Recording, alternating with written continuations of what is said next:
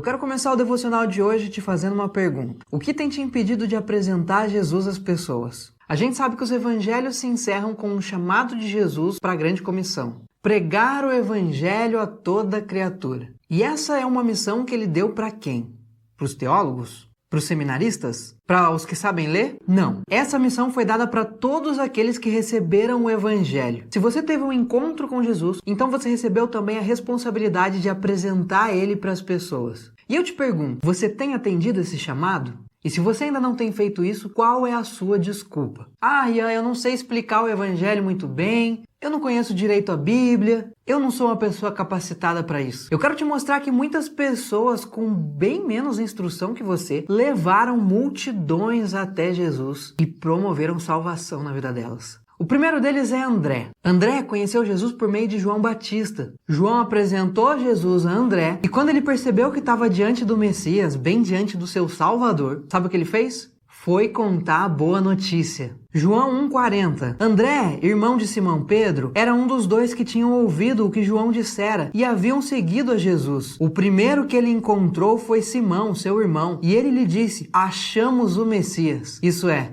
o Cristo. E André o levou a Jesus. André, quando encontrou a salvação, ele não se conteve. A Bíblia fala que o primeiro que ele encontrou pela frente, a primeira pessoa que ele viu, que no caso foi Pedro, ele já contou a boa notícia e fez questão de levar Pedro até lá para ver Jesus com seus próprios olhos. André tinha passado só uma tarde com Jesus e bastou isso para ele sair dali com o coração queimando para anunciar essa boa notícia para todo mundo. Quanto tempo mais você acha que precisa passar com Jesus para começar a espalhar a boa notícia do Evangelho? Talvez você ainda não conheça muitas histórias bíblicas, mas você sabe o que Deus fez por você. Se você ama as pessoas ao seu redor, o maior ato de amor que você pode fazer por elas é apresentar o Evangelho. É levar elas a terem um encontro com Jesus, como André fez com seu irmão. Quer ver outro exemplo de pessoa menos instruída que você que levou uma multidão até Jesus? João 4 fala sobre o encontro de Jesus com uma mulher samaritana no poço de Jacó. Depois leia esse capítulo completo para você entender a história. Mas eu vou resumir para você. Essa mulher samaritana tinha uma péssima reputação na sua cidade, porque ela já havia tido vários maridos. Por conta disso, ela ia ao poço de Jacó retirar água num horário que não tinha ninguém ali, porque ela queria evitar os olhares de julgamento. E só uma pessoa que já foi rejeitada, que já foi rotulada com rótulos terríveis, entende o que essa mulher passava. Mas o encontro que Jesus teve com ela naquele lugar mudou completamente a vida dela. Jesus se revelou para essa mulher como sendo o Messias enviado de Deus para salvar o mundo. E ao saber disso, olha qual foi a reação dela. João 4,28. Então, deixando o seu cântaro, a mulher voltou à cidade e disse ao povo: venham ver um homem que me disse tudo o que eu tenho feito. Será que ele não é o Cristo? Então saíram da cidade e foram para onde ele estava. Uma mulher que antes evitava pessoas por causa da sua má reputação, que tinha vergonha de aparecer em público por causa dos rótulos, depois de alguns minutos de conversa com Jesus, foi transformada e saiu convidando todo mundo que ela via pela frente para conhecer Jesus. E olha como continua essa passagem no verso 39. Muitos samaritanos daquela cidade creram nele por causa do seguinte testemunho dado pela mulher: ele me disse tudo o que eu tenho feito. Assim, quando se aproximaram dele, os samaritanos insistiram que ele ficasse com eles. E ele ficou 2 dias. E por causa da sua palavra, muitos creram. E disseram à mulher: agora cremos não somente por causa do que você disse, pois nós mesmo ouvimos e sabemos que este é realmente o Salvador do mundo.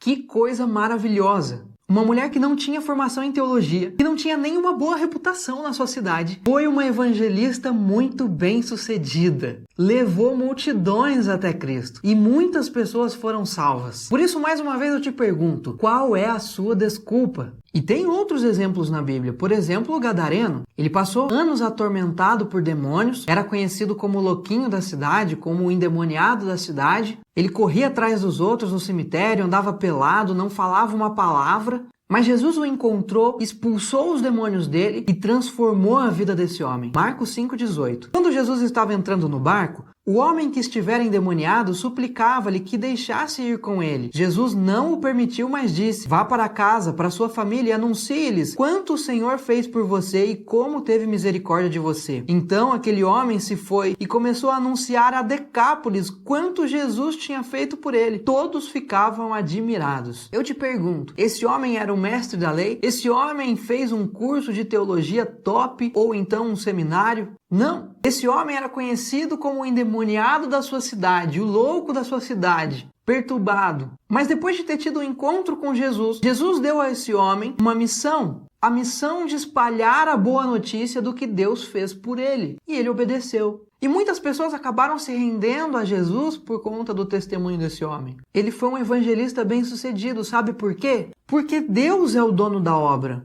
É o Espírito Santo quem faz sua obra acontecer por meio de nós. A gente é mero instrumento nas mãos dele. Nós somos machado na mão do lenhador. Portanto, esteja disponível para ele. Atento à sua voz e anuncie o evangelho às pessoas ao seu redor. Conte a elas o que Deus fez por você. Você pode não conhecer a história de Ruth, de Esther, de Davi, de Sansão, mas você conhece a sua história, como Deus a transformou e continua transformando. E o seu testemunho glorifica a Deus. Por isso, leve as pessoas a terem um encontro com o Senhor com o que você tem hoje. É claro que com o passar do tempo, o Senhor vai te aprimorar. Assim como o lenhador afia o seu machado, Deus vai te aprimorar. Mas a grande comissão e o seu crescimento pessoal acontecem simultaneamente. Olha o que Jesus diz em João 4,35. Vocês não dizem, daqui a 4 meses haverá colheita? Eu lhes digo, abram os olhos e vejam os campos. Eles estão maduros para a colheita. Aquele que colhe já recebe o seu salário e colhe o fruto para a vida eterna, de forma que se alegram juntos o que semeia e o que colhe. Meu amigo, os campos estão maduros. Vamos embora para essa colheita, sem desculpinha. O crescimento espiritual e a grande comissão acontecem simultaneamente. Você não precisa primeiro crescer para depois anunciar o evangelho. Você anuncia o evangelho enquanto cresce na presença do Senhor. A verdade é que nós temos medo de depender do Espírito Santo. A gente prefere confiar nas nossas próprias habilidades. Então a gente fica arrumando desculpa